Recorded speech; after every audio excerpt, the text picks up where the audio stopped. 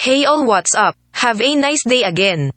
Well, nandito na naman ako, Electric Shocks, upang magbahagi ng isa pang video tungkol sa simpleng electronics at simpleng electrical circuits, repairs at DIY project.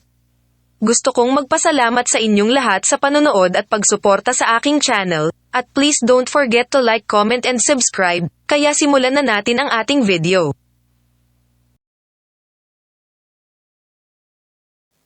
Ano ang gamit ng inverter? Ano ang ginagawa ng inverter? Ang mga inverter ay tinatawag ding AC drives, o VFD, Variable Frequency Drive. Ang mga ito ay mga electronic device na maaaring gawing AC, alternating current, ang DC, direct current.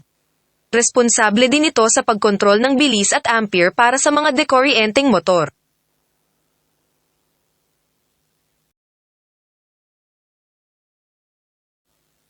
Paano gumagana ang isang 12 volts DC hanggang 240 volts AC inverter?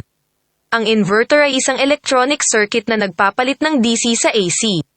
Hindi ito bumubuo ng kuryente. Ang kapangyarihan ay ibinibigay mula sa baterya. Ang input voltahe ng inverter ay ang palaging DC power source, at ang kanilang output ay maaaring parisukat. Sine o pulse sine wave ay depende sa circuit at disenyo ng inverter. Paano gumagana ang isang inverter sa isang bahay? Gamit ang mga baterya. Eco-convert ng inverter ang direct current, DC, sa alternating current, AC, na kuryente na ginagamit sa power equipment na idinisenyo upang paandarin ng mains electricity. Sisingilin ang mga baterya gamit ang Escom power at kapag tumama ang load shedding, magsisimulang i-power ang mga baterya sa mga device kung saan sila nakakonekta.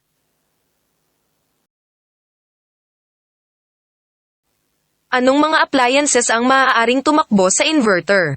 Mga dekoryenteng ilaw, kagamitan sa kusina, microwave, power tool, TV, radyo, computer, upang pangalanan lamang ang ilan.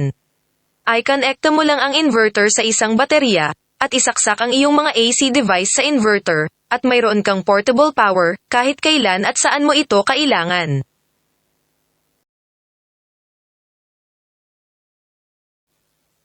Maaari ba akong gumamit ng inverter nang walang solar panel?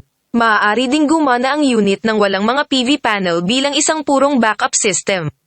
Kung sakaling magkaroon ng power failure, ang OmniPower Hybrid Inverter ay magbibigay ng instant backup na power sa load mula sa battery bank. Maaaring idagdag ang PV solar sa susunod na yugto.